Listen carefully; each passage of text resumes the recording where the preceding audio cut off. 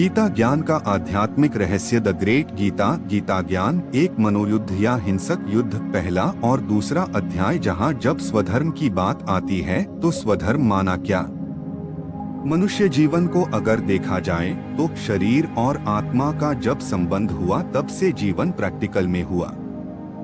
इस जीवन में अगर देखा जाए तो शरीर की वास्तविकता को हम अच्छी तरह जानते हैं कि ये शरीर माना ही 5 तत्व। इसलिए जीवन जीने के लिए शरीर वही 5 तत्वों की मांग करता है। आज श्वास लेने के लिए ऑक्सीजन चाहिए क्योंकि शरीर ऑक्सीजन से बना है।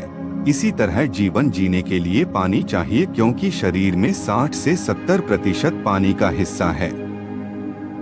व्यक्ति जब पानी पीता है तो यह सोचकर नहीं पीता है कि कितना पीना है, लेकिन जैसे ही शरीर के अंदर का जल स्तर संतुलित हो जाता है तो वह पानी पीना छोड़ देता है।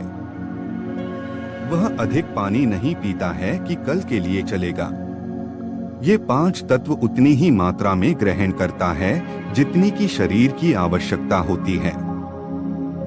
ये इस शरीर की वास्तविकता है क्योंकि शरीर उसी 5 तत्वों से बना हुआ है।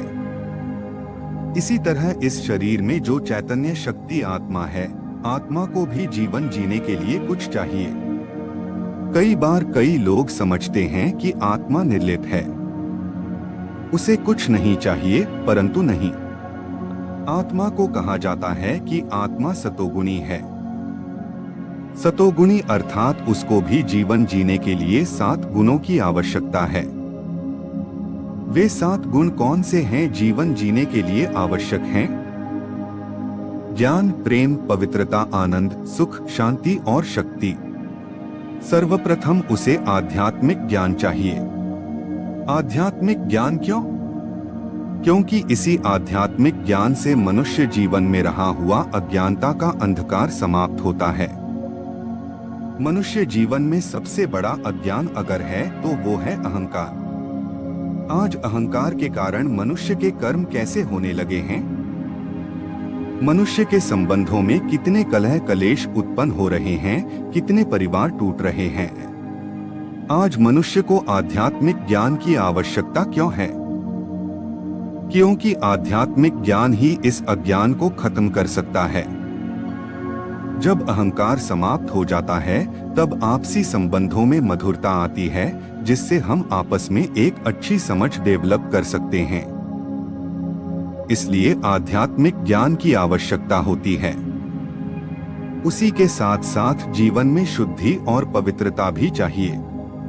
कई बार हम देखते हैं कि किसी 2 व्यक्ति की आपस में बहुत अच्छी दोस्ती होती है। कुछ समय बाद देखो तो वह दोस्ती टूट जाती है और वे एक दूसरे से दूर हो जाते हैं।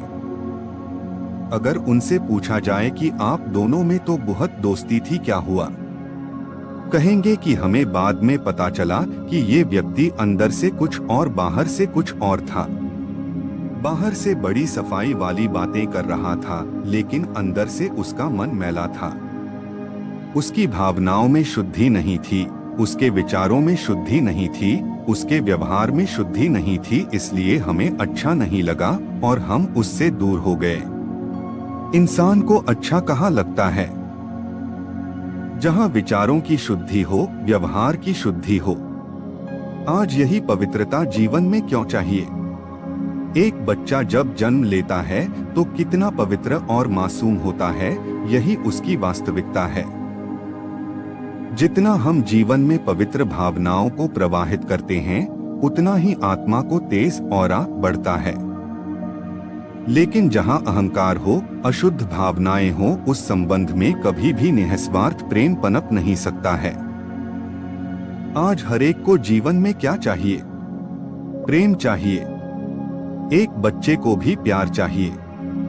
बड़े बुजुर्ग के साथ यदि कोई प्यार से व्यवहार करता है तो उन्हें भी अच्छा लगता है।